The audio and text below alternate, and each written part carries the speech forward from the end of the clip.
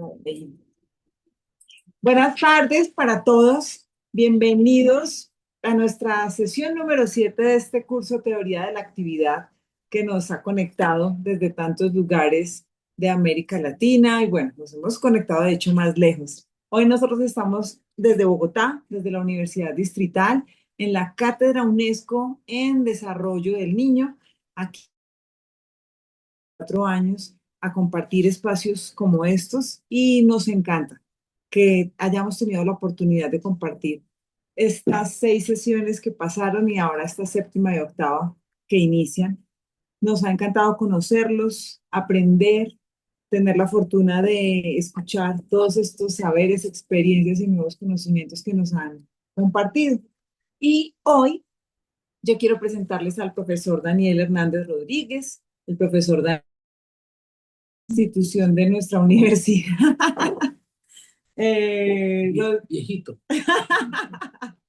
Una persona y un maestro del que hemos aprendido muchos. Y quiero contarles que él es psicólogo de la Universidad Nacional de Colombia, con estudios posgraduales en psicolingüística y educación. Nuestro profesor dirigiendo la cátedra UNESCO en Desarrollo del Niño de la Universidad Distrital. Es también el director del Grupo de Investigación Lenguaje, Discurso y Saberes y también es el editor de la revista de investigación Infancias Imágenes. Profe Daniel, bienvenido a esta sesión. Ya te dejo con todos para que te escuchen. Bienvenidos. Muchas gracias, María Adelaida. Espero que me escuchen bien porque no tengo voz. Sí, te Estoy escuchamos muy bien. un poco en esa circunstancia. Bien, mi intervención es un atrevimiento. Lo que he aprendido de la teoría de la actividad lo he aprendido con ustedes en este espacio de tiempo y ha sido realmente un descubrimiento muy agradable. He visto digamos, la calidad de los expositores, la juventud, la alegría, como le escribía a, a Viviana en algún correo, ya, digamos, del conocimiento, la alegría de compartir ese saber de algo muy valioso. Pues tiene posibilidades extraordinarias de incidir en la vida, en la realidad, en, digamos, en ese proceso de la humanidad, de construcción de humanidad. Y por eso, pues, estoy muy, muy contento de poder decir alguna cosa. Eh, Quisiera, digamos, hay un nombre que desafortunadamente yo pasé por alto de mi conferencia y que hubiera sido muy afortunado realmente en este momento. No tengo los materiales por las voces de los niños y las niñas. En algún momento contarán ustedes con mi pobre memoria, ya una memoria vieja, y para recordar algunas cosas que pueden ser interesantes sobre las, digamos, las creaciones de los niños, las actividades creativas de las niñas y los niños. Pero bueno, como digamos, no tuve eso en cuenta para prepararme, eh, pensé hacer como una especie de glosas al margen de lo que ha sido presentado hasta el momento. Digamos, hacer algún énfasis en algo que se ha dicho en conferencias anteriores. Y, y bueno, y para eso, eh, lo primero que quiero hacer es una lectura de Marx, eh, con comentarios que surjan a partir de la lectura relativos a la teoría de la actividad y fundamentalmente a Vygotsky. Mi relación con digamos, con la psicología rusa fue durante la década de los 70, que fue cuando estudié en la universidad, mi carrera de psicología, en la Universidad Nacional de Colombia. Eh, la universidad, los maestros desconocían por completo, no porque faltaran textos y libros que circulaban efectivamente de antología, como una librería que se llamaba Buchholz, y en fin, había una circulación, digamos, en estas librerías del sur, que fueron las que primero nos comunicaron, nos conectaron, digamos, con esa cultura que Occidente siempre la ha tenido medio oculta y con dificultades para que nosotros accedamos a ella. Pues siempre hay alguna causa, ¿no? Antes era el comunismo. Entonces, no existía la psicología rusa en el círculo de profesores. Ni siquiera existía Piaget. Es decir, la psicología era brutalmente conductista. Teníamos 2 seminarios de psicoanálisis, pero desafortunadamente los sabios psicoanalistas que nos dictaban esos seminarios no tenían un espíritu comunicativo y de abrirnos digamos, la riqueza que tenía una alternativa. Entonces, fuimos nosotros los estudiantes los que desde segundo semestre, tercer semestre, llevamos lo que encontrábamos de la psicología soviética. En ese tiempo lo que encontrábamos era fundamentalmente a Rubinstein en su libro sobre los fundamentos de la psicología y bueno, en algún momento apareció de manera muy escasa el ser y la conciencia. Pero era de todas maneras un ejercicio muy interesante discutir, porque efectivamente no, no, no era posible mm, digamos, que nos vencieran en la discusión. Eh, la psicología experimental, evidentemente, lo que tenían era, pues, a- pues, al querido gran fisiólogo eh, Iván Petrovich Pavlov. Eh, y a partir de Pavlov conocimos también los estudios sobre el cerebro de Sechenov, incluso estudios sobre el cerebro de los niños. Era una iniciación muy interesante.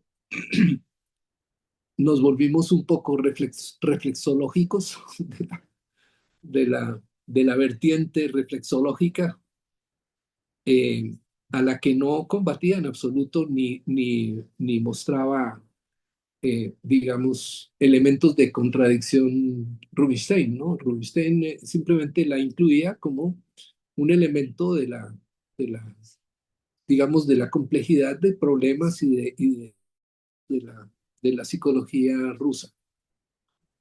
Pero trataba, digamos, desde un punto de vista más o menos filosófico, los problemas que en esta vertiente del mundo desconocíamos, entre ellos precisamente la conciencia. Y, y bueno, lo que, lo que nos permitió, pues, entrar en otros estudios, nos interesamos y a partir de ese estudio filosófico, pues tuvimos una perspectiva distinta, ¿no? Leímos finalmente a Marx. Bien, dentro de las cosas que yo recuerdo con más cariño es el descubrimiento de los manuscritos económico-filosóficos de Marx. Y esos manuscritos, de alguna manera, siembran y fundamentan todo el gran desarrollo de la psicología rusa y siento que de una manera muy especial a Vygotsky. Entonces, yo quisiera leer las dos primeras páginas del tercer manuscrito. Digamos, el concepto que más iluminó de alguna forma la posibilidad de comprender una psicología diferente, pues fue el concepto de alienación o enajenación. Entonces, estas dos páginas me permitirán de alguna manera hacer referencia a Vygotsky y hacer alguna conexión absolutamente momentánea y dubitativa, porque no he leído directamente a Engström ni, la, pos- ni, la, ni el texto clásico de Leontiev, Teoría de la Actividad. Pero a partir, digamos, de la información que hemos recibido, eh, voy a intentar hacer alguna alusión. Esto se llama propiedad privada y trabajo. Dice, la esencia subjetiva de la propiedad privada como actividad para sí, como sujeto, como persona, es el trabajo. Digamos, esa primera frase es contundente eh, y digamos, es un núcleo desde donde el mismo Marx creó después pues todo su trabajo, su investigación económica, su filosofía. Estos son los manuscritos económico-filosóficos de 1844. Este jovencito tenía 26 años, era más joven que la mayoría de las personas que están en este momento conectadas. Y bueno, no se diga de este anciano que les habla. Entonces, a los 26 años, este muchachito que venía de ver a profundidad a Hegel, fundamentalmente, era un hegeliano de izquierda, acababa también de leer a Feuerbach y son muy famosas ya entre nosotros las tesis sobre Feuerbach, las 11 tesis sobre la lectura que el joven Marx hizo de Feuerbach. Entonces aquí este jovencito nos introduce con una esencia subjetiva de la propiedad privada. Es muy interesante que se llame privada, ¿no? Nosotros decimos privado de la libertad, es decir, arrebatado, se le arrebata la libertad. Entonces, digamos, esa resonancia es muy sugestiva, ¿no? La esencia subjetiva de la propiedad privada como actividad para sí, como sujeto. Este para sí tiene que ver con la de Elian, con que hay cosas que, a pesar de tener un potencial extraordinario, no lo han desarrollado, no lo pueden desarrollar porque están coaccionadas de alguna forma o se les ha arrebatado esa posibilidad de desarrollo. Entonces, cuando hablamos de para sí, estamos también hablando de, de una condición que permite la autenticidad y la conciencia al mismo tiempo. Es decir, que nosotros logremos tener en algún momento una conciencia para sí, es decir, una conciencia de las auténticas necesidades que con un grupo humano determinado o con la humanidad.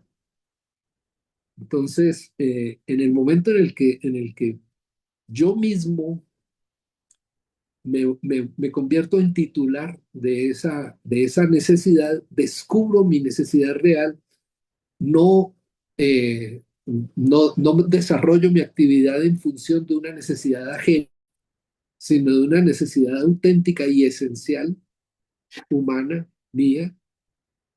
Entonces, puedo decir que he llegado a mí mismo, es decir, que tengo algo para mí mismo. Entonces, la propiedad privada, que es un fenómeno de la industria, es un fenómeno del mundo industrializado, del mundo que crea la mercancía, que la multiplica y que funciona, digamos, a través de máquinas poderosas. Esa propiedad privada como actividad, sí, como sujeto. ¿Cuál es el sujeto de la actividad privada, de la propiedad privada? Como persona, ¿cuál es la persona? Es el trabajo, es el trabajo.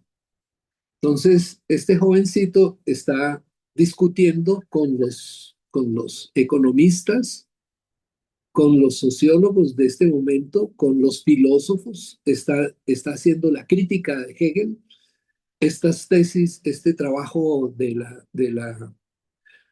los manuscritos filosóficos que se publicaron muy recientemente, o sea, los primeros marxistas no los conocieron, eh, muestran el origen de esta pelea que tenía este jovencito, digamos, iluminado.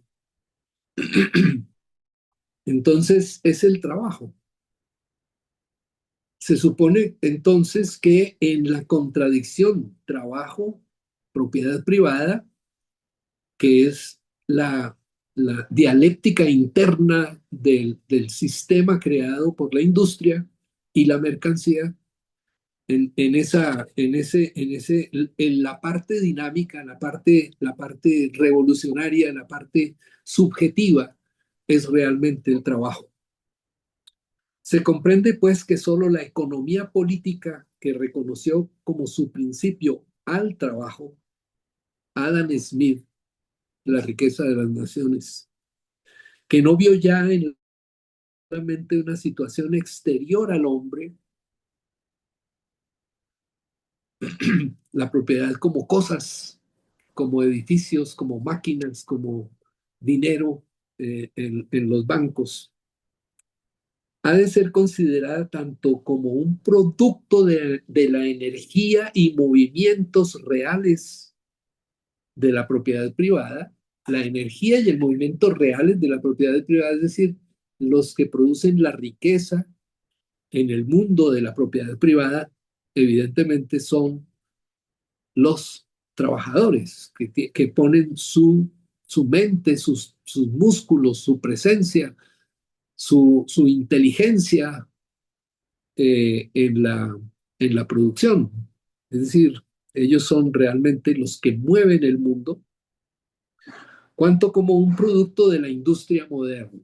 Bueno, aquí tenemos la industria maquinista, simple y sencillamente, estamos en 1844. Tenemos el ferrocarril, tenemos la industrialización, estamos saliendo de la manufactura y hay todavía un inmenso mundo agrario.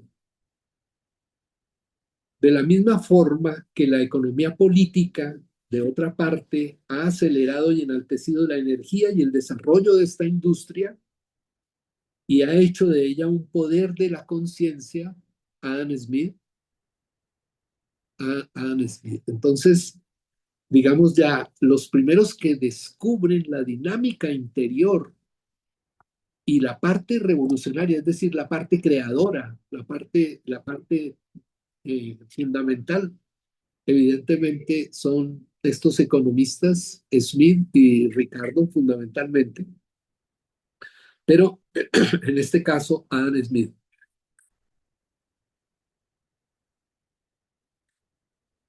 Bueno, solamente una situación, bueno, movimientos reales, la propiedad privada como un producto de la industria moderna, de la misma forma que la economía política, de otra parte, ha acelerado y enaltecido la energía de esta industria y ha hecho de ella un poder de la conciencia, la economía política. Es decir, la teoría, la ciencia de la economía, la ciencia social económica.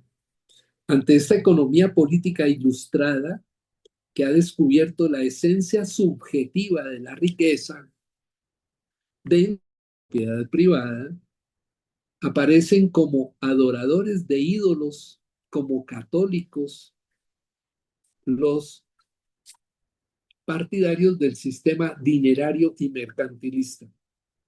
De aquí surgirá un concepto fundamental que es el fetichismo. En este momento, pues los católicos son los que le rezan a imágenes, a santos, a cruces, y digamos, no han pasado por la revolución luterana, el, el epicentro de la religión en la fe. En este momento vivimos la paradoja. Es precisamente los herederos del protestantismo quienes ahora son más fetichistas que los católicos, como podemos comprobarlo con los últimos dos papas. Bien, que solo ven la propiedad privada como una esencia objetiva para el hombre, una esencia objetiva para el hombre, las cosas. La propiedad son cosas, desde una máquina de escribir hasta un risor que quiere algún ampón poner en el cementerio de Gaza. Por eso Engels ha llamado con razón a Adam Smith el Lutero de la economía. Así como Lutero reconoció religión en la fe, la esencia del mundo real, y se opuso por ello al paganismo católico, y como él superior la religiosidad externa al hacer de la religiosidad la esencia íntima del hombre, así como él negó al sacerdote exterior al laico, así también es superada la riqueza que se encuentra fuera del hombre y es independiente de él, que ha de ser pues afirmada y mantenida solo de un modo exterior, es decir, es superada esta su objetividad exterior y sin pensamiento, cosas brutas, al incorporarse la propiedad privada al hombre mismo, digamos, aquí debería decir al humano mismo, y podemos corregirlo a esta distancia del jovencito Marx, y reconocerse el humano mismo como su esencia. Es decir, somos la esencia de la riqueza. ¿De qué manera? Mediante nuestro trabajo inteligente. Así, sin embargo, queda el hombre determinado por la propiedad privada, como en Lutero queda determinado por la religión. Igual pasamos de una enajenación a otra, porque precisamente el mundo dialéctico va superándose y transformando las contradicciones internas, que son las contradicciones esenciales. Bajo la apariencia del humano, La economía política, cuyo principio es el trabajo, es más bien la consecuente realización de la negación ya él mismo en una tensión exterior con la esencia exterior de la propiedad privada, sino haberse convertido él mismo en la tensa esencia de la propiedad privada. Aquí comienza el concepto de enajenación, de alienación. De alguna manera, nuestra esencia como productores, creadores de la riqueza es objetivizada, reificada, cosificada. Y no se la reconoce pues como la misma energía que la crea, que la produce, que la transforma. Lo que antes era ser fuera de sí, enajenación real del hombre, se ha convertido ahora en el acto de la enajenación. Antes simplemente las cosas aparecían como exteriores, ahora lo que nos quitan es nuestra propia activación. Se inventan en qué utilizarla y calculan económicamente los productos de nuestro trabajo y no para, digamos, solucionar las necesidades esenciales humanas, sino para enriquecerse. Entonces, la enajenación toca nuestra esencia. Ya no es una enajenación de cosas, sino de nosotros mismos. Imagínense ustedes lo que es construir una psicología a partir de esta concepción de la vida, de esta concepción de la realidad social, de la realidad, si se quiere, mundial, que es la preponderancia del capitalismo y del imperialismo. La enajenación, en enajenación de sí, es decir, se nos arrebata nuestra esencia humana, se nos convierte en aditivos de la máquina. Si esa economía política comienza, yo no sé si ustedes en este momento están pensando en las grandes transformaciones de la producción en el mundo contemporáneo, cuando ya, digamos, se ha disminuido radicalmente la utilización universal del músculo y cada vez más se convierte en una producción digital, digamos, en una de nuestros brazos y de nuestros músculos, sino de nuestro cerebro, de nuestras neuronas. Eh, pero, digamos, la esencia misma de lo que se dice no ha cambiado. No somos, digamos, los dueños de para dónde va la producción del mundo. Si esa economía política comienza, pues, con un reconocimiento aparente del humano, de la humanidad, de su independencia, de su libre actividad, etcétera, al trasladar privada, no puede ya ser condicionada por las determinaciones locales, nacionales, etcétera, de la propiedad privada como un ser que exista fuera de ella. Es decir, si esa economía política es en general que derriba todo límite y toda atadura para situarse a sí misma en su única generalidad, el límite único, la única atadura, así también ha de arrojar ella esta hipocresía y ha de aparecer en su total cinismo. Y esto lo hace despreocupada de todas las contradicciones en que la enreda esta doctrina, al revelar de forma más unilateral y por esto más aguda y más consecuente que el trabajo es la esencia única de la riqueza. Probar la inhumanidad de las consecuencias de esta doctrina en oposición a aquella concepción original. Último, el golpe de gracia a aquella última forma de existencia individual, natural, independiente del trabajo, de la propiedad privada y fuente de riqueza, la renta de la tierra. Entonces, aquí hay un elemento muy interesante. Efectivamente, nuestra posibilidad de crear riqueza no se hace sin la materialidad del mundo. Bien, la renta de la tierra, esta expresión de la propiedad feudal ya totalmente economificada e incapaz por eso de rebeldía contra la economía política, que es lo que cuenta la escuela de Ricardo, no solo aumenta el cinismo de la economía política relativamente a partir de Smith,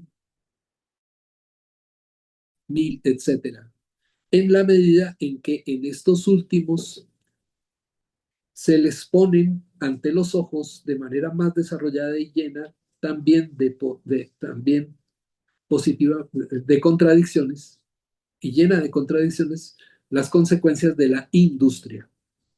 También positivamente van conscientemente cada vez más lejos de sus predecesores en el extrañamiento respecto al humano, y esto únicamente porque su ciencia se desarrolla de forma más verdadera y consecuente. Al hacer de la propiedad privada en su forma activa sujeto, esto es, al hacer simultáneamente del humano una esencia y del hombre como tal, como no ser un ser. La contradicción de De la la realidad realidad se se corresponde corresponde plenamente plenamente con con ser el contradictorio contradictorio que han que han reconocido reconocido. como posible. Bien, eh, el manuscrito es extraordinario, habla sobre la condición de la mujer. Quería llegar hasta el momento en el que intenta descifrar en qué situación queda la y participa de, de, de esta, digamos, de este nuevo orden. Y evidentemente en ese tiempo se desconocía por completo, la posibilidad eh, de consumir los recursos del planeta. Es decir, no era posible proyectar la teoría hasta, hasta el reconocimiento de lo que le debemos al planeta, aunque Marx sí habla de la madre tierra en estos manuscritos, pero sin la conciencia de para dónde iba este proceso de desarrollo. Entonces, digamos, la persona que asume el reto de construir una psicología comparable con los planteamientos del marxismo, digamos, es Vygotsky. Y es muy interesante. Vygotsky, el análisis de la tragedia, el análisis de Hamlet, por ejemplo, y el análisis de la fábula, desprovistos estas creaciones, desprovistos de la dimensión, digamos, subjetiva creadora, es decir, sin recurrir como el psicoanálisis a buscar a partir de la obra hacer el psicoanálisis del creador. ¿Sí? Freud intentó mirar, asomarse a la subjetividad de Miguel Ángel y de Leonardo da Vinci en sus estudios sobre el Moisés y sobre la Gioconda, la Mona Lisa. Entonces, eh, para Vygotsky esto era realmente intentar psicoanalizar a alguien que murió siglos atrás a partir de su obra.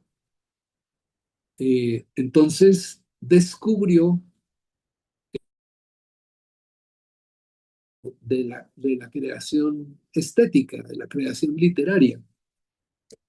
Por ejemplo, encontró en la fábula que había dos clases de fábula.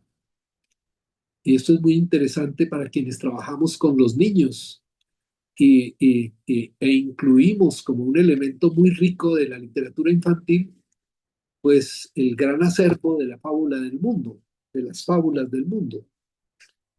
Entonces descubrió que efectivamente hay una fábula moral que tiene una finalidad de conductual, una finalidad de advertencia, una finalidad de, digamos, de regularizar la convivencia, etcétera, etcétera. Y una fábula auténtica, dice, es decir, una fábula poética que juega con una dinámica interior de la obra, de la pequeña fábula, movimientos contradictorios, movimientos que crecen en sentidos, digamos, separados el uno del otro, y cuando están en su plenitud se juntan y producen el efecto estético, el efecto poético, la iluminación. Entonces, la fábula enriquece el espíritu de los niños sin intentar educarlos o de alguna manera producir en ellos un comportamiento o una culpa o cualquier cosa de este tipo, ¿no? En absoluto. Entonces, esta fábula que alegra, que ilumina, que crea que flexibiliza estos poderes mentales que va a estudiar Vygotsky, le parece que es la fábula auténtica, es decir, la otra realmente eh, eh, eh, huye de alguna forma de, de las características fundamentales de la literatura. Los análisis que hace a los 20 años de las tragedias de Shakespeare son extraordinarios y son modélicos. De alguna forma es como una especie de Aristóteles cuando Aristóteles construye su teoría de la tragedia. Aquí Vygotsky está descubriendo esta parte psicológica del arte, y por eso el libro que reúne materiales de los 20 años es lo que él llama psicología del arte. Es decir, ahí vamos viendo lo descomunal que es el pensamiento de Vygotsky y de qué manera es quien digamos, descubre esa dimensión psicológica en, digamos, en la vida, en la actividad fundamentalmente, y recoge esta idea de Marx, ¿cierto? Esta idea de la praxis, esta idea de que es en la actividad creadora del ser humano en la que el ser humano se constituye como tal, porque lo que él produce en el exterior lo produce en el interior. Y, y bueno, los estudios sobre la imaginación y el arte en los niños, o la imaginación en poder de los adolescentes, digamos, son estudios que tienen un nuestra capacidad de interactuar con estos mundos, con los niños y los jóvenes. Y mirando de alguna manera los desarrollos de la troika, es decir, de iluminados que se juntan y desafortunadamente se les muere demasiado rápido Vygotsky, Luria y Leontiev. eh, mm, mm, lo, digamos, el desarrollo de una teoría de la actividad marxista, pues proviene de estos esfuerzos extraordinarios por comprender lo que somos en el mundo. Es evidente que, bueno, y Marx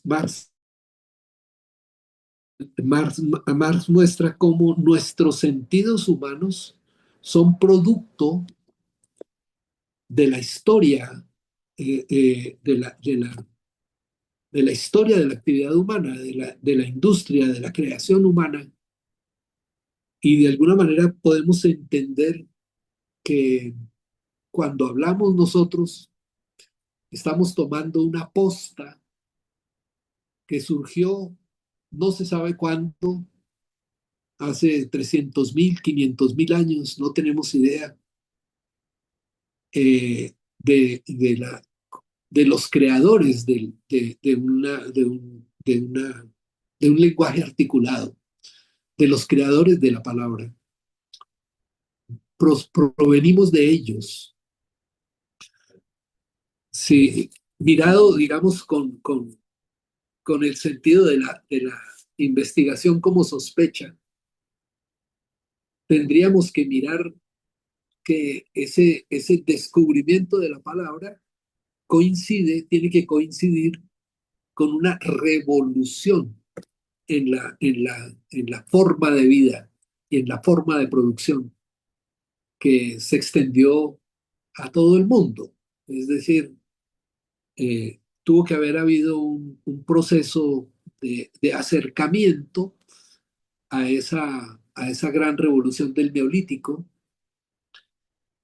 dentro de los mismos cazadores-recolectores, ¿no? Ahora están encontrando obras de ingeniería lítica, o sea, de grandes movimientos de piedra, anteriores a la revolución del Neolítico, es decir, anteriores a la realización de la agronomía, de la agricultura. Entonces, todas esas cosas tuvieron que ocurrir en ese proceso de tránsito. Es decir, la agricultura es más un resultado de una revolución que hicieron los cazadores recolectores en la última fase de su existencia, digamos, como forma primordial de producción en el mundo. Y evidentemente con el desarrollo de las lenguas, digamos, hay literatos que nos persuaden de, digamos, de circunstancias remotas, ¿no? Por ejemplo, Italo Calvino cuenta cómo en la Edad Media, durante las guerras, entonces casi que cada ciudad no se habían constituido las lenguas europeas, pero entonces había una multiplicidad de lenguas y había los traductores que eran fundamentales para poderse mover en medio de la batalla y después para llegar a acuerdos al final de cada encuentro. Bien, a tocar algo de lo que, de lo que se anuncia. Eh, afortunadamente traje un libro que tiene 40 años ya y que es la primera investigación que los estudiosos de la infancia hicieron en la Universidad Distrital. Eh,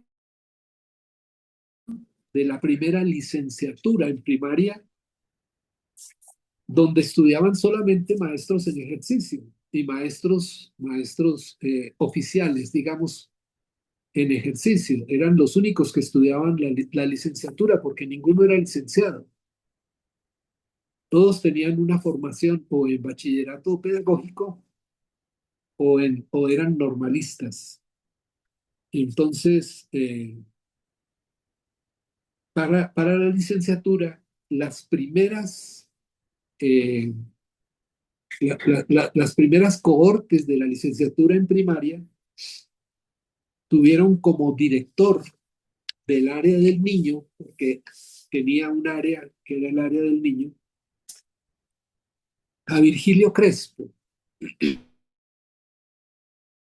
que había, digamos, había sido cofundador, creador, digamos, de esta licenciatura en la Universidad Distrital. Entonces, las primeras cohortes, las primeras 3, 4 cohortes, eh, se dedicaron a una investigación del área del niño. Entonces, esta investigación decía, ¿qué hacen los niños por fuera de la escuela? Era una investigación extraordinariamente inteligente porque todos nuestros en ejercicio, todos sabían qué hacen los niños. Bueno, saber, digamos, tenían idea de qué hacen los niños por su manejo empírico dentro de la escuela. Entonces se les propuso investigar qué hacen los niños por fuera de la escuela. Y estos maestros venían de digamos, de los barrios periféricos, de los lugares donde apenas se están construyendo los barrios. Voy a leerles un pedazo de la presentación. Dice, a través de muchas entrevistas grabadas, entremezclando la observación participante, es decir, nosotros teníamos ya un precedente maravilloso que fue el maestro Falsborda, que creó precisamente una mm, teoría y práctica hermana, digamos, hermana, sí, hermana de la teoría de la actividad, solo que no consideró la parte subjetiva psicológica como un elemento fundante que estructurara esta versión. Entonces, Fals es un sociólogo y su relación se daba fundamentalmente con las comunidades. Así que, de todas maneras, es un trabajo comunitario y en el trabajo comunitario, evidentemente, hay la interacción subjetiva, hay la conversación y todo lo demás. Entonces, a través de muchas entrevistas grabadas, entremezclando la observación participante, el reportaje y la anécdota, con más de 150 fotos ilustrativas, sacar una fotografía era costoso. Se conseguían rollos de 12 y de 24 fotografías. Era una suerte encontrar un rollo de 36 fotografías, pero eran 12 y 24 fotografías y había que sacarlas en máquinas muy rudimentarias y mandar revelar estas cosas.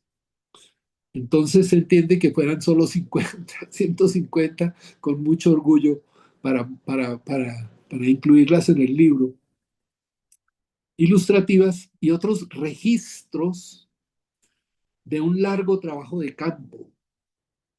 Hemos construido un amplio anecdotario de la vida cotidiana de esos niños entre 6 y 15 años que habitan los barrios populares de Santa Fe de Bogotá. En esa época habíamos vuelto por un decreto a tener un nombre colonial, Santa Fe de Bogotá. Afortunadamente nos seguimos llamando solamente Bogotá. Distrito Capital, y que además van a la escuela.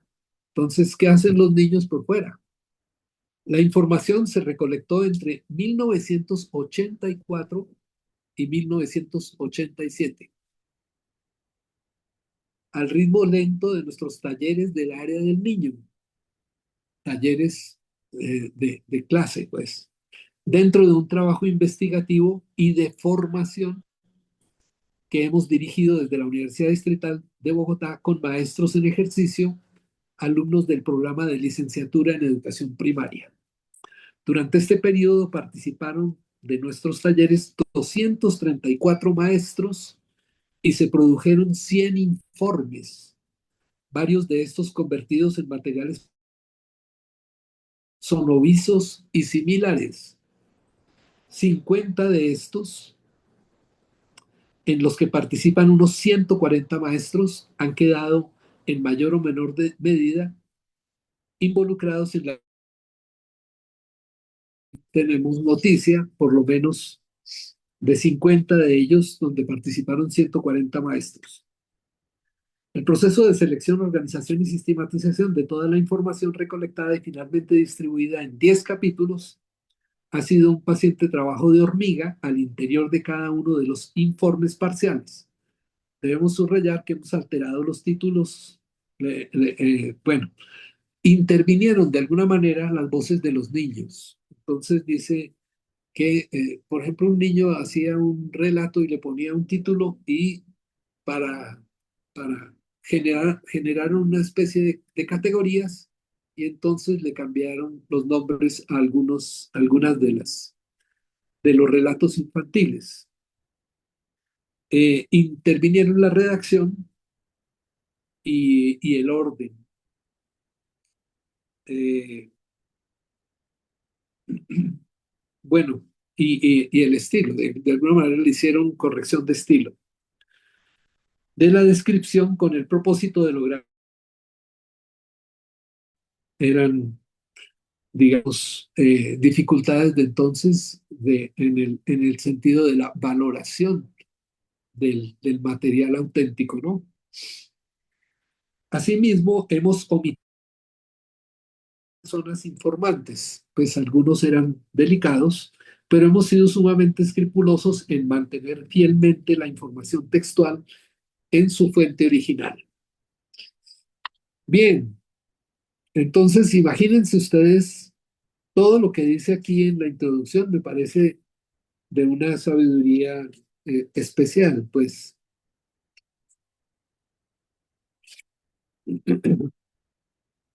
A través de sus, me salto unos párrafos y dice, a través de sus múltiples interacciones, lo que hacen, lo que piensan y dicen los niños se nos abre desde una óptica poco común, toda una problemática social, económica y cultural, especialmente a la escuela y a los maestros. A partir de ello, brota necesariamente la reflexión colectiva acerca de los grandes temas y preocupaciones del movimiento pedagógico, que por otra parte ha contextualizado también la realización de este trabajo, incluyendo los correspondientes procesos de elaboración teórica. Es muy interesante porque también intervinieron los padres de familia, también intervinieron algunas autoridades naturales de esos barrios, muchos de ellos de invasión, y hay todo un conocimiento que surge de las niñas por fuera de la escuela. Hay fotografías conmovedoras en blanco y negro, donde se ve la sencillez de que vivían estos niños en ese tiempo, en esa época en Bogotá, hace 40 años apenas, y las transformaciones que hemos sufrido son asombrosas. Bien, digamos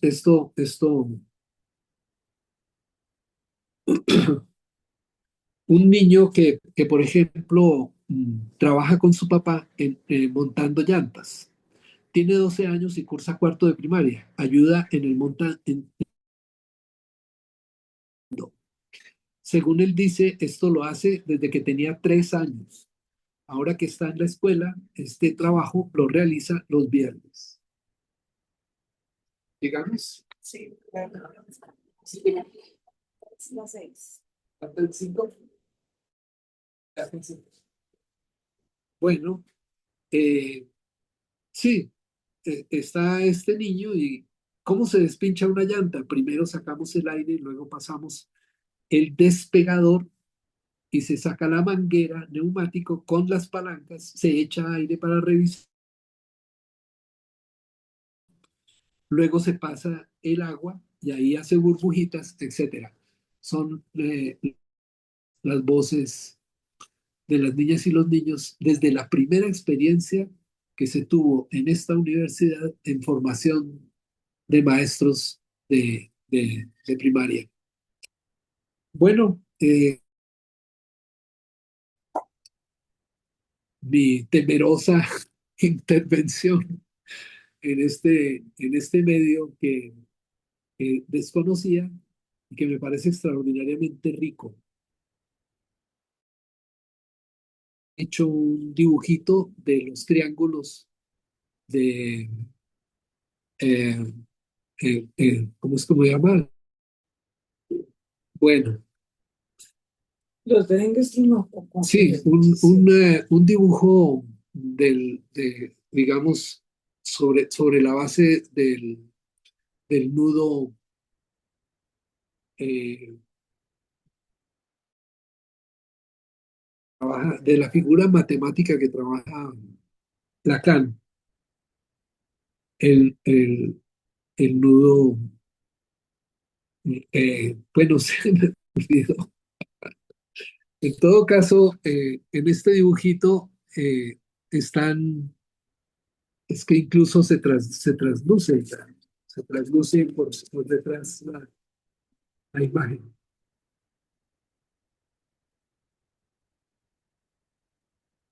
Bueno, aquí, eh, este es el mismo triángulo de Engström. Entonces, como ustedes ven, el sujeto, el objeto y la comunidad son los tres grandes círculos que entrecruzan dinámicamente y entonces, evidentemente, surgen los elementos que se relacionan fundamentalmente, digamos, entre el sujeto y el objeto está el instrumento, la herramienta. Entre el objeto y la comunidad está la división del trabajo, como debe ser, y entre el sujeto y la comunidad, pues están las reglas, y en el centro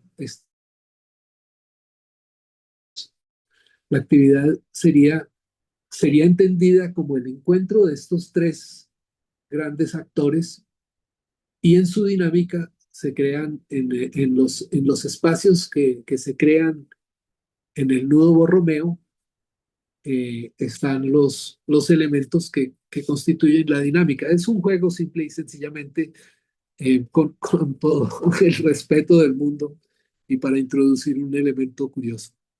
Muchas gracias.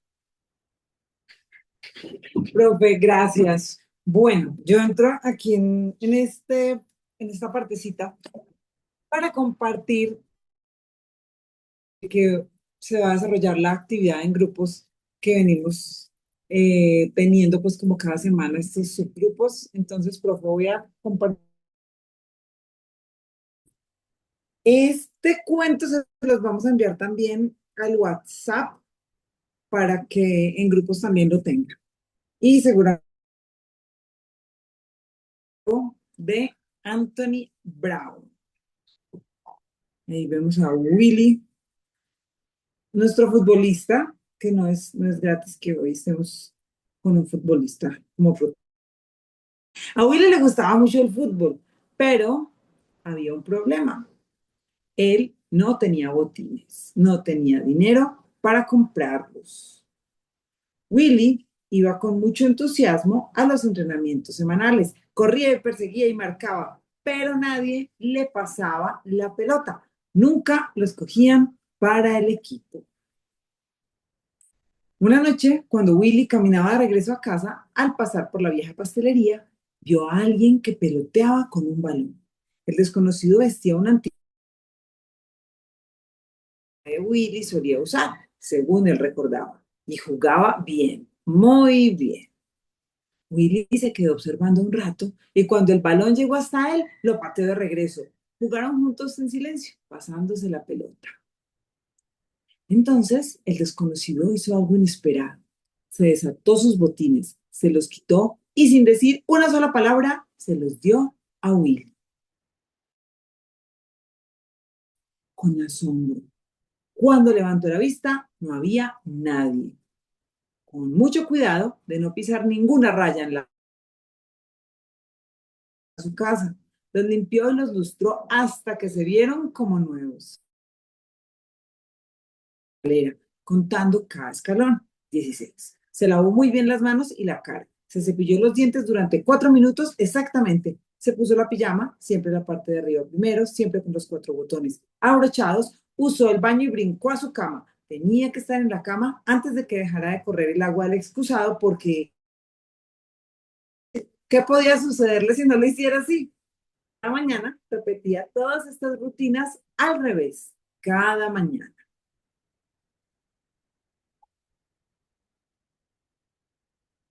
Willy se sintió muy orgulloso de llevar sus botines al siguiente entrenamiento, pero los otros jugadores no se impresionaron en lo más mínimo. Hasta que lo vieron jugar. Con los viejos botines, Willy era fantástico. Cuando el capitán seleccionó a los jugadores para el partido del siguiente sábado, Willy no podía creer lo que veía. Y que al final dice grande, Willy. Estaba tan contento que corrió hasta su casa con mucho cuidado de no pisar las rayas de la acera.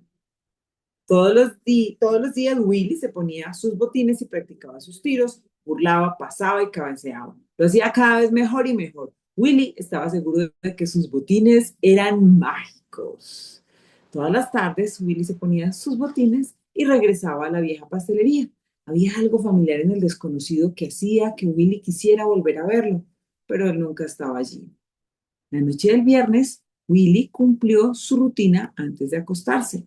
Subió lentamente la escalera, contando cada escalón, todavía 16. Se lavó muy bien las manos y la cara. Se cepilló los dientes durante 4 minutos exactamente. Se puso la pijama, la parte de arriba primero, con los 4 botones abrochados. Usó el baño y brincó a su cama antes de que hubiera dejado correr el agua. ¡Fiu!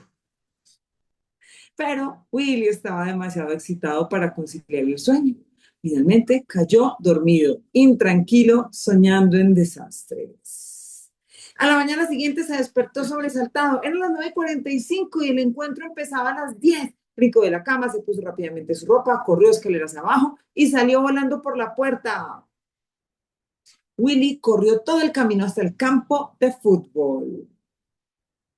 Cuando llegó allí, los otros jugadores ya se habían cambiado. El capitán le arrojó su uniforme a Willy y este se lo puso. Entonces se dio cuenta de algo terrible. Había olvidado sus botines. Alguien le consiguió otro par. No comprenden, dijo, pero el equipo ya estaba en la cancha. El rugido de la multitud se volvió risas cuando Willy salió de los vestidores. Willy sonrió, pero en su interior sintió enojo. El juego empezó. Willy se sorprendió de lo rápido que era. Después de pocos minutos, los contrarios ya habían anotado 1-0. En el reinicio, el balón le llegó a Willy por el extremo. No tuvo tiempo para pensar. Solo corrió con la pelota. Willy era un mago. La pelota parecía estar unida a él por un hilo invisible. Burló a 3 contrarios, se hizo un tiro cruzado perfecto. ¡Gol! Parecía como si Willy no pudiera equivocarse. Cada vez que tenía el balón, los contrarios se quedaban hipnotizados. Los dos equipos eran muy parejos. Faltaban unos cuantos segundos para que el juego terminara y todavía iban 1-1. Le pasaron el balón a Willy, que estaba en la defensa, burló a otro jugador y a otro y a otro y a otro, hasta que rebasó a todos los contrarios. Solo faltaba batir al portero. El portero era enorme y la portería se veía pequeñita. ¿No podría ser Willy? Por supuesto que pudo. La multitud quedó pasmada cuando Willy logró el tiro perfecto. ¡Gol! Willy el mago, Willy el mago, entonaba la multitud. Más tarde, camino de regreso a casa, Willy se acordó de los botines y del desconocido y sonrió. Ahí termina nuestro Willy el mago profeta. Bueno, el cuento es muy sencillo, es simplemente una apertura. Tenemos un montón de experiencias relacionadas con el Campeonato Mundial de Fútbol y lo interesante es que tenemos preguntas. Eh, el Campeonato del Mundo efectivamente influye en el mundo y no, sino que, como hemos visto, se involucran múltiples intereses y múltiples circunstancias. Cada uno va a proponer de alguna forma un tema relacionado con el fútbol en el encuentro. eh, pues van a elegir uno de esos temas y lo que esperamos que ocurra es que ustedes proyecten la posibilidad de un trabajo con ese tema. Es decir, qué se puede hacer, dónde se puede buscar información, de qué manera eh, suponen que va que pueda ser útil en nuestros trabajos con las comunidades, en nuestros trabajos en los salones de clase con los niños. Esta idea se me ocurrió porque Jacqueline de Romilly es una investigadora que pertenece pues, a la más importante casa de pensamiento en Francia. Creo que murió ya, desafortunadamente murió ciega. Eh, en todo caso, ella tiene un libro maravilloso que se llama, digamos, o que se refiere a los sofistas, los grandes sofistas, la importancia de los grandes sofistas, ya que, digamos, la sofística y los sofistas, pues, han sido un poco maltratados, ¿no? Desde Platón en adelante. Entonces, en este libro, de la antigua Grecia, entra en una conversación con Cles, que era el rey, sobre, en torno a, a algo que se juzgó en una competencia olímpica. Es decir, hubo un incidente y estos se quedaron 2, 3 días, se quedaron discutiendo sobre el incidente. Es decir, qué importancia tenía el deporte, que el jefe del Estado, con el más grande educador, hablando sobre lo que había ocurrido ahí en el sentido mismo de discriminar un elemento de justicia deportiva. Entonces, eso me pareció muy, y por eso pienso que lo que podamos hacer en un cortísimo tiempo puede ser muy importante también en el sentido de hacer una proyección de lo posible. Bueno, muchísimas gracias. Nos vamos entonces a las salas.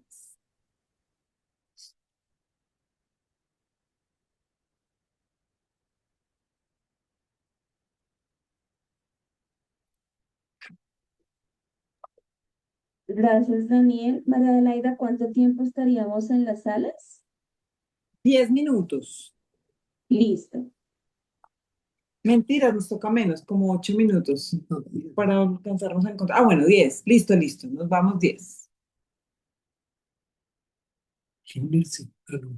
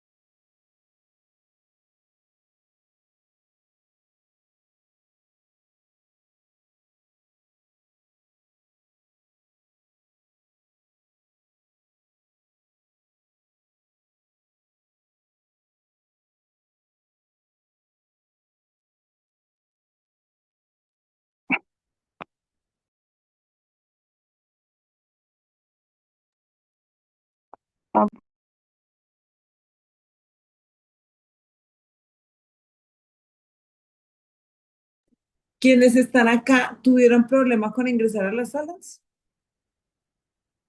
Cuéntenme, por favor.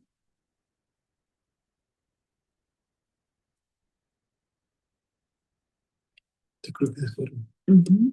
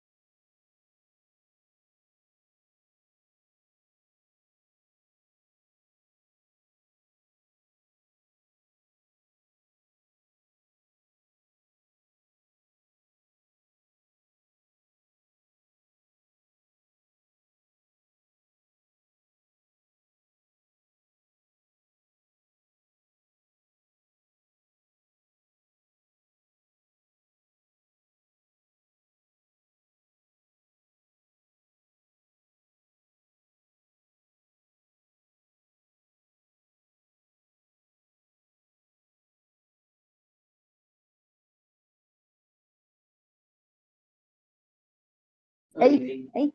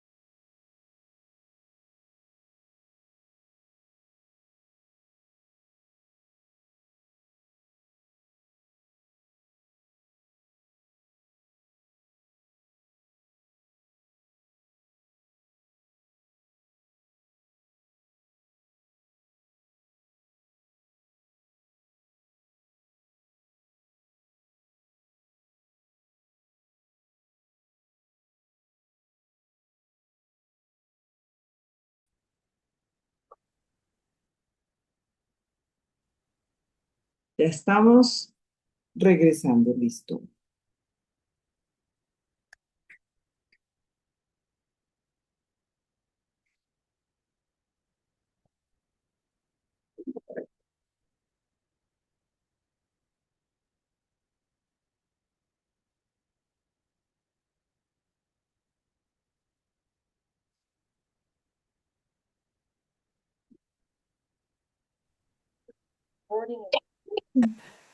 Hola. Bueno, estamos volviendo.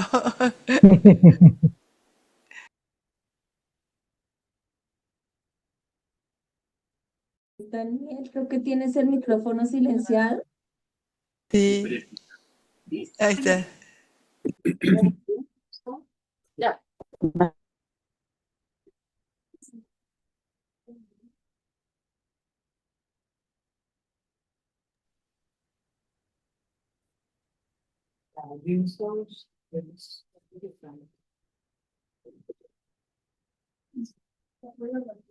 Ya volvieron todos. Pues, habla ya. Bueno,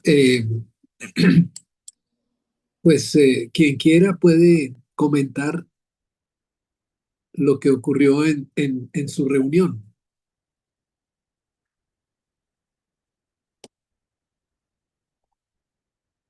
en nuestra reunión habitual, después de cada intervención. ¿Quieren que diga alguna cosita? En el grupo lo que se habló es la importancia de la fábula abierta, no una fábula moral con un camino predeterminado. Eso me pareció requete precioso, ¿no? Hablando de las infancias, la verdad que sí, digamos, ¿no? El valor de los círculos también como algo ¿Qué pasó? que los, no se oye, perdón. No, bueno, era eso solito, ¿no? Lo de la importancia de la fábula abierta y no la fábula con final predeterminado, ¿no? Con un premio a un tipo de actividad o desarrollo, ¿no? Sino abierta a posibilidades distintas de lo que significan los botines, lo que significa la imaginación del niño, de hacia dónde va. Eso me pareció muy lindo, digamos, ¿no? Sí, Este, y lo asociábamos con lo de los círculos en vez de las líneas rectas, no sé por qué, bueno, pero aparecía como una cosa así que podía tener su desenvoltura de maneras distintas. Eso es lo que puedo recuperar en este momento. ¿Mm? muchas gracias. Me parece precioso lo que me dices también. Es que El sí. grupo, ¿no? Le fue Sí, saliendo así. qué bonito. Sí, bueno, pues en el grupo 3, si no estoy mal, éramos el grupo 3. Pues finalmente la vida y el fútbol van de la mano, o sea, en la vida tenemos caídas, tarjetas rojas, tarjetas amarillas, eh, faltas, pero pues también no solo está lo que pasa en el fútbol, sino detrás del fútbol y el apoyo que nos da la familia, los papás. Y hablábamos algo también súper bonito y es la importancia de cada uno.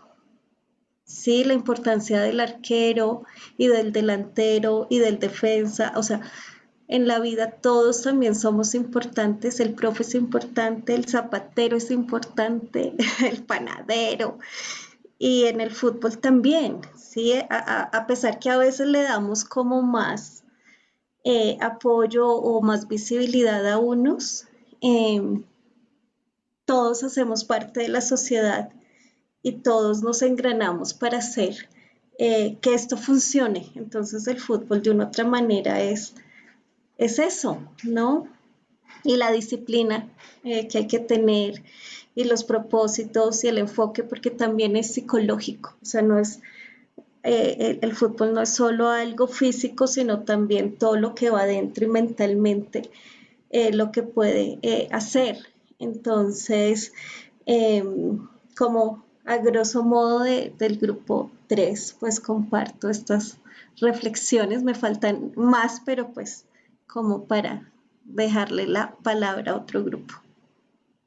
Muchísimas gracias. Pues tú lo haces también con una sabiduría que no es conocida de todo el mundo, porque tú eres una cultora del cuerpo y una trabajadora, digamos, esa influencia que tiene Vygotsky de Spinoza, de ese monismo, ¿cierto? Que el cuerpo es el alma y, y esa demanda de la diversidad de los cuerpos que nos encontramos para hacer la vida, ¿no? No es solamente la producción del trabajo, de la riqueza, sino la producción de la vida misma, ¿no? Lo que Hannah Arendt llama la labor y por supuesto la acción también. Muchas gracias.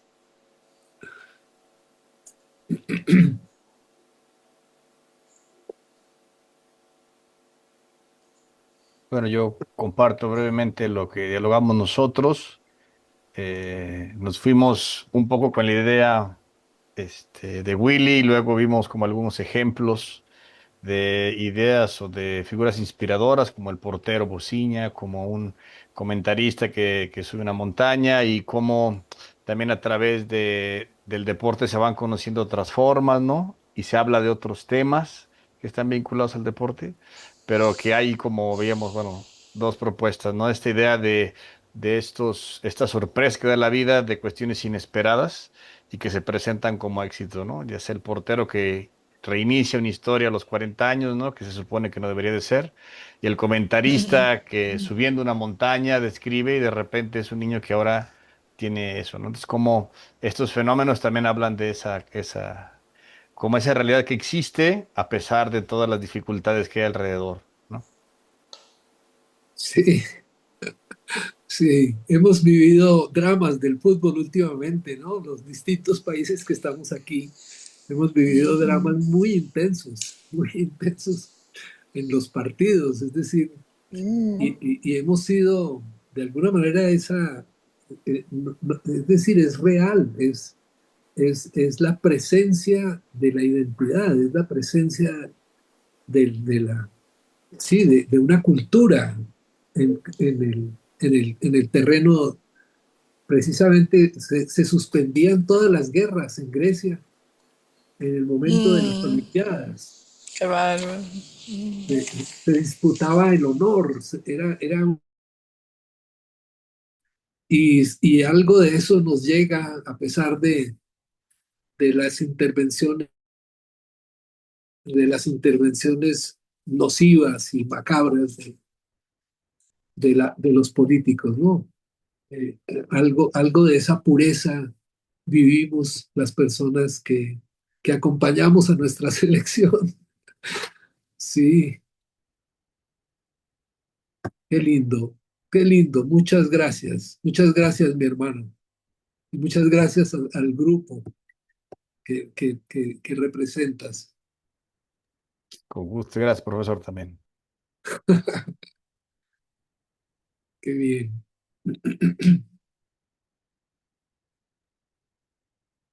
Bueno, si no hay nadie más, porque creo que hay otro grupo que no ha contado. O si tú quieres decir algo más, hermano. De mi grupo, pues no, esa fue la conclusión y la inspiración que nos quedó del fútbol. Este, Decimos que los sueños no tienen fronteras. Bueno, lo siento, perdí mi audio. eh, Los sueños no tienen fronteras. Ah, sí, sí, tienes toda la razón. Muchas gracias. Sí, las Bueno, fronteras son mentales. muy bien, porque también sentimos la unidad de la humanidad, la identidad en la diferencia, esa línea preciosa del juego. Bueno, muchísimas gracias, muchísimas gracias. Gracias a ti también. Nos vemos Muchas entonces. gracias. Hay algo importante. No vamos a conectarnos en 8, sino en 15 días. Este cambio lo hacemos porque sabemos que en Chile el próximo jueves va a ser festivo. Igual se los voy a escribir también en el grupo, pero de una vez para que nos programemos. Nuestro último encuentro va a ser en 15 días. ¿Listo? Igual se los reitero, pero también para que compartamos entre nosotros. Gracias, como Gracias, siempre. Abrazos, gracias. descansen, gracias. Hasta gracias. pronto. Gracias. Chao, chao. Gracias, chao, chao. Chao. Gracias, chao, chao. Chao, gracias.